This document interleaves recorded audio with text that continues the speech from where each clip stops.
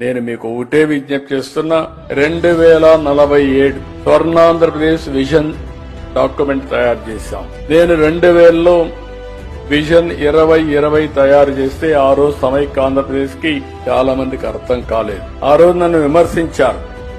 కానీ ఈ రోజు చూస్తే నేను ఆ రోజు ఏం చెప్పానో దానికంటే ఎక్కువే అభివృద్ధి అయ్యే పరిస్థితి వచ్చిందంటే అది విజన్ కుండే పవర్ అని చెప్పి నేను మీకు తెలియజేస్తున్నా. 2047 ఎప్పుడో కాదు, ఈ రోజు 2025కు వచ్చాం. ఇంకొక 22 సంవత్సరాలు. ఈ 22 సంవత్సరాల్లో భారతదేశం నెంబర్ 2 గాని నెంబర్ 1 తయారయ్యే అవకాశం ఉంది.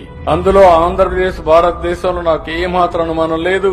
ఇంత మునిపే మన మిత్రుడు చెప్పినట్టు మళ్ళా మీరంతా వైకుంఠపాడు ఆడితే తప్ప కంటిన్యూగా కన్సిస్టెంట్ గా గవర్నమెంట్ ఉంటే 2047కి భారతదేశంలో అగ్ర రాష్ట్రానికి చిరునామాగా ఆంధ్రప్రదేశ్ ఉంటుంది. దీంట్లో అనుమానమే లేదు.